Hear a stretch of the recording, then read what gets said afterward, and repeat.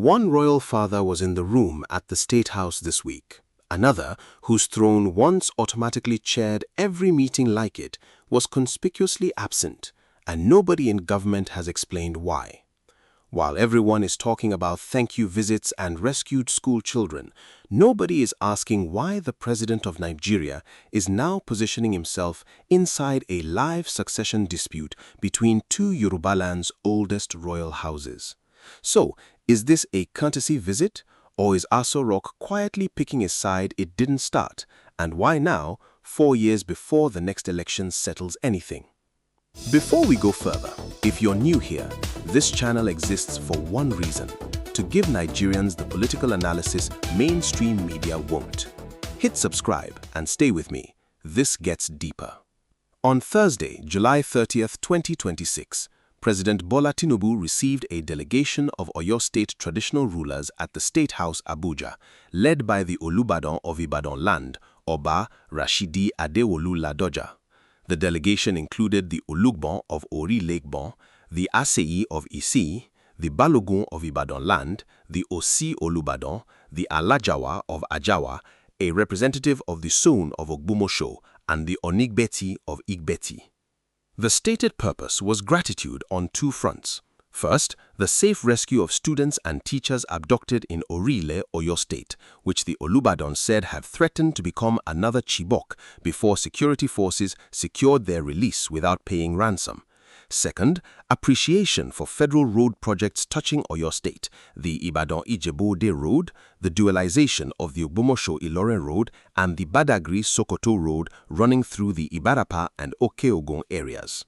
Why this is resurfacing now is less about the thank you itself and more about who delivered it and who didn't. The Olubadan currently holds the chairmanship of the Oyo State Council of Obas and Chiefs, a position he assumed in January 2026 under a new rotational arrangement pushed through by Governor Seyi Makinde, which stripped the Alaafin of Oyo of the permanent chairmanship he had held since 2000. The Alaafin, Oba Abimbola Akim Owadi, boycotted that inauguration, and his palace has publicly denied ever endorsing the rotation.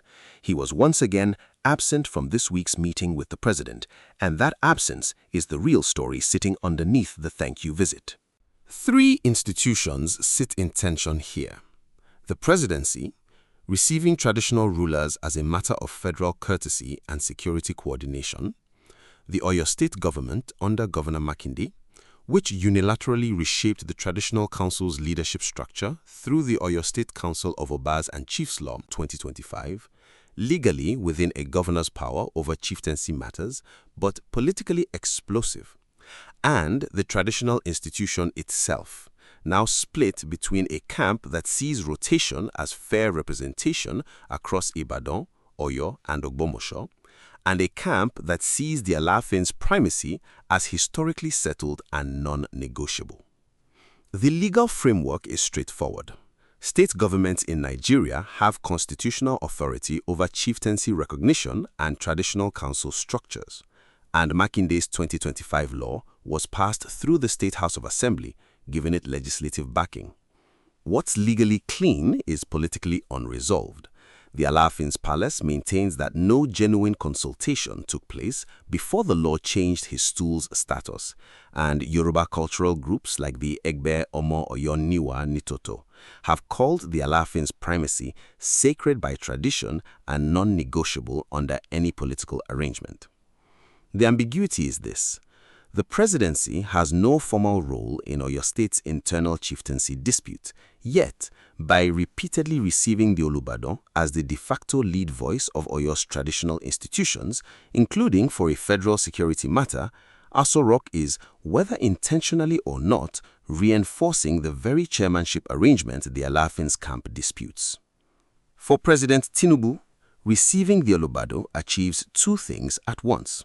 It lets the federal government claim credit for a successful, ransom-free hostage rescue, and it deepens a relationship with Nigeria's most prominent Yoruba traditional institution outside Lagos, ahead of a state where his party does not hold the governorship. For the Olubadan, Repeated high-visibility access to the president cements his practical authority as chairman of the council, regardless of how the Alaafin's camp feels about the underlying law. Each successful federal visit is itself a form of political reinforcement that operates independently of the unresolved cultural argument back home. Who risks losing influence is clearest with the Alaafin. Every meeting he is not part of, especially one covered nationally, narrows his practical relevance even if his historical claim to primacy remains, in his camp's view, untouched. This is not a minor snub, it's a cumulative pattern now stretching back to January 2026. The electoral angle is not subtle. Oyo State is governed by Seyi Makinde of the PDP, and the APC's declared 2027 governorship candidate, Senator Sharafaddin Abiodun Ali, publicly praised this week's visit and pledged overwhelming votes for Tinubu in 2027 on the back of it. That statement makes explicit what the visit otherwise leaves implicit. Traditional ruler diplomacy is functioning as part of the APC's opposition state courtship strategy, not merely as neutral federal courtesy. It's also worth noting the sequencing. In January 2026, Tinubu met with Governor Makinde one day and the Olubadan the next, a pairing widely read locally as Aso Rock building parallel relationships with both the elected opposition party government of Oyo State and its traditional institution, a hedge that keeps federal options open regardless of who wins the state in 2027. Now, if what I just told you surprises you, drop a comment below. I want to know what you think before we get to the part that changes everything. On federal-state balance. This meeting sits at the intersection of a state-level chieftaincy dispute and federal-level security and infrastructure messaging, illustrating how easily traditional institutions can become instruments of federal political strategy, even where the federal government has no formal jurisdiction over the underlying dispute. Economically, Tinubu's remarks to the delegation went beyond courtesy.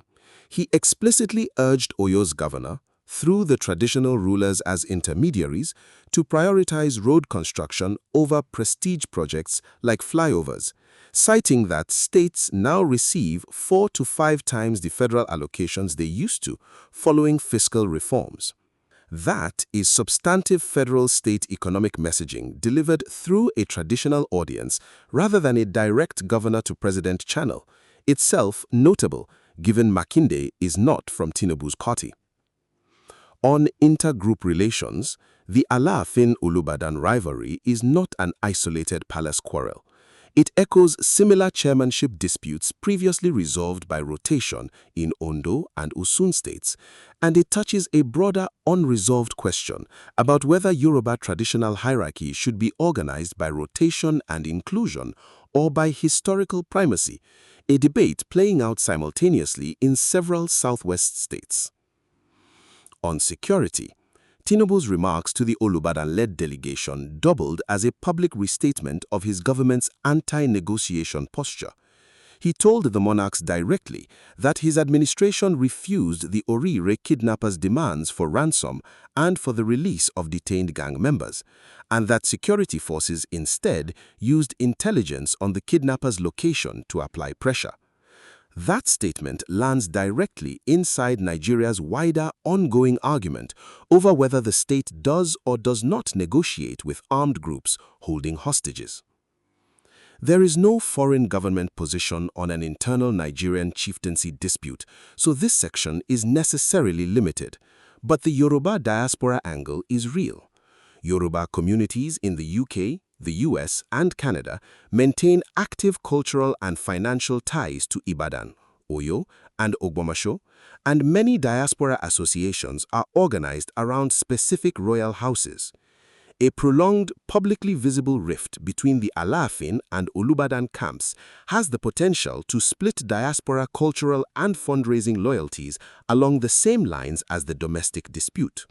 The most defensible reading of this visit is the simplest one, a delegation of monarchs thanking a president for a successful ransom-free hostage rescue and for tangible federal road investment in their state. On this reading a 2027 electoral strategy into a routine courtesy visit risks over-interpreting what it is at its core, an appropriate and fairly common form of federal traditional engagement. The main misconception to correct is treating the Alaafin's absence as proof the presidency has deliberately snubbed him. There is no public evidence the villa excluded him. The more likely explanation, consistent with the pattern since January 2026, is that the Alaafin's camp is boycotting events organized around a chairmanship arrangement it still considers illegitimate, meaning the absence is a statement by the Alaafin's side, not necessarily a decision made by Asorok.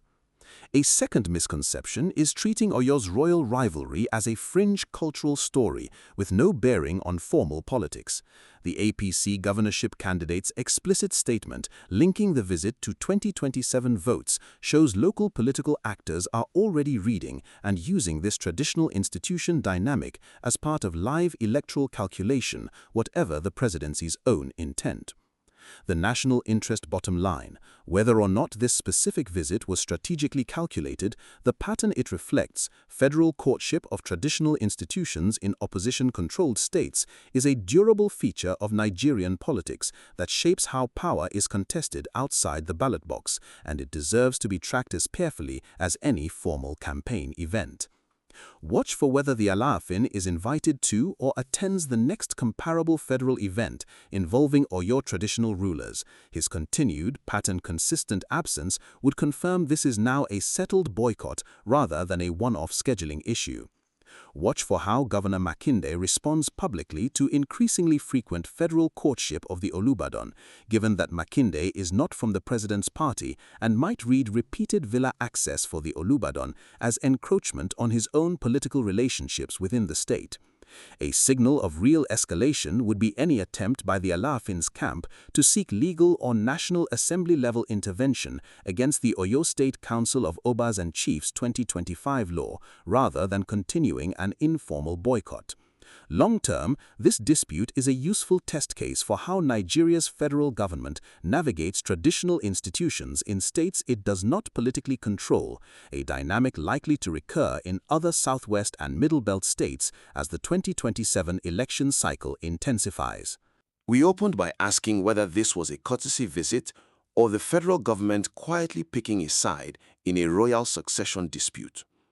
The honest, measured answer is that it doesn't have to be either exclusively. Asorok can genuinely be thanking monarchs for a successful rescue while simultaneously, whether by design or by accumulated pattern, reinforcing one side of an unresolved royal argument. What matters going forward is not who is right in the Alaafin-Olubadan dispute. That is a Yoruba cultural and legal question outside federal jurisdiction.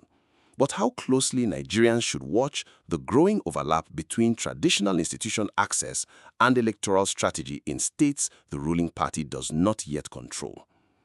So the question worth sitting with: does it matter to you whether a president's engagement with traditional rulers is neutral courtesy or calculated politics? Or, in a country where royal legitimacy and electoral legitimacy increasingly intersect, is that distinction no longer meaningful at all? If this analysis gave you clarity, share it with one person who needs to understand what's really happening. Like, subscribe, and I'll see you in the next one. President Tinubu received a delegation of Oyo State traditional rulers led by the Olubadan of Ibadan land this week, officially to thank the federal government for a ransom-free hostage rescue and federal road investment. But the Alaafin of Oyo was absent again, continuing a boycott dating back to a January 2026 chieftaincy law that stripped its stool of its permanent council chairmanship. This video breaks down the royal rivalry, the politics behind the visit, and what it signals about Oyo State ahead of 2027. This video is for news reporting, commentary, analysis, and educational purposes. It discusses matters of public interest based on publicly available statements and reports. The views expressed by the individuals mentioned are attributed to their respective authors or speakers and are presented for informational purposes only. Viewers are encouraged to conduct their own research and reach their own conclusions. This video may include excerpts from publicly available statements and reports solely for the purposes of criticism, comment, news reporting and analysis under the principles of fair use. Any third-party material used is transformed through analysis and commentary and is not intended to replace or compete with the original works.